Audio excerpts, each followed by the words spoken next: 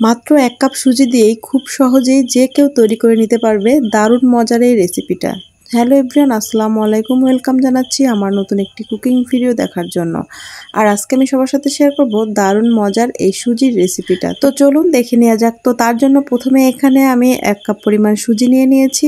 আর এর মধ্যে দিয়ে দিয়েছি 2 টেবিল চামচ পরিমাণ গুঁড়া দুধ, আর দিয়ে দিয়েছি 1 চা চামচ পরিমাণ বেকিং পাউডার, আর দিয়ে দিচ্ছি স্বাদমতো লবণ। আর এর মধ্যে দিয়ে দিয়েছি 1/3 কাপ পরিমাণ চিনি। চিনিটা আপনাদের পছন্দ অনুযায়ী যে যেমনটা মিষ্টি খেতে পছন্দ করে। আর এখানে আমি 1 কাপ পরিমাণ সুজি নিয়েছি, তাই 1 কাপ পরিমাণ লিকুইড দুধ দিয়ে দিয়েছি। এখন ভালোভাবে মিশিয়ে নিয়ে তারপর ঢাকনা দিয়ে ঢেকে 10 মিনিটের জন্য রেখে দিব। এখন এর মধ্যে অ্যাড করে দিচ্ছি 1 টেবিল চামচ পরিমাণ রান্নার তেল। তেলটা দেওয়ার পরে আবারও একটু ভালোভাবে মিশিয়ে নেব। তো আমার এখানে মেশানো হয়ে গেছে। এখন এখানে একটা স্টিলের প্লেট নিয়ে নিয়েছি। এখন একটু প্লেটের মধ্যে তেল ব্রাশ করে নিচ্ছি। তো এখন এই প্লেটের মধ্যে বেটারটা ঢেলে দিব, দিয়ে একটু সমান করে দিব। তো আমি এখানে 1 কাপ পরিমাণ সুজি নিয়েছি। তো আপনারা চাইলে পরিমাণ অনুযায়ী বাড়িয়ে বা কমিয়ে নিতে পারেন।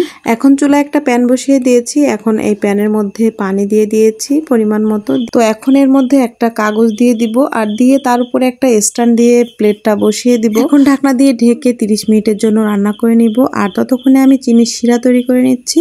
শিরাটা তৈরি করার জন্য প্রথমে এখানে আমি 1 কাপ পরিমাণ চিনি দিয়ে দিয়েছি, আর তার সাথে দিয়ে দিয়েছি আমি 1.5 কাপ পরিমাণ পানি।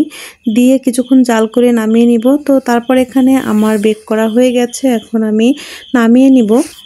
তো এখন পর্যন্ত যে সকল আপু এবং ভাইয়ারা আমার ভিডিওটি দেখছেন সবাইকে অসংখ্য ধন্যবাদ এত ধৈর্য সহকারে ভিডিওটি দেখার জন্য।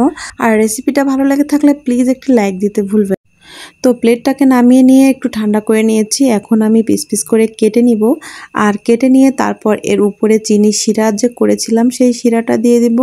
তো সুজি দিয়ে তো আমরা অনেক রকমের পিঠা বা মিষ্টি অনেক কিছুই তৈরি করে থাকি। তো মাঝে মাঝে যদি একটু ভিন্ন রকমের কিছু তৈরি করা যায় তাহলে কিন্তু অনেক বেশি ভালো লাগে। আর এই রেসিপিটা এতটাই মজার হয়ে থাকে যে একবার খেলে বারবার খেতে ইচ্ছা করবে। তাই বাসায় একবার হলেও এভাবে ট্রাই করে দেখতে পারেন। আর কম বেশি সবার বাসায় তো সুজি থাকে। আর এই রেসিপিটা বাচ্চাদের টিফিনে কিংবা বিকেলের নাস্তায়ও রাখা যেতে পারে। তো এখন পছন্দ মতো ড্রাই ফ্রুটস দিয়ে সাজিয়ে নিতে পারেন। তো আমার কাছে কিন্তু অনেক বেশি ভালো লেগেছে এই পিঠাটা। আর চিনি শিরাটা দেওয়ার কারণে এই পিঠার টেস্টটা অনেক বেশি ভালো লেগেছে। আর বাচ্চারা সবসময় একটু মিষ্টি জিনিসই পছন্দ করে থাকে। আমার মনে হয় বাচ্চাদের এইভাবে যদি তৈরি করে দেওয়া যায় তারা অনেক বেশি পছন্দ করবে।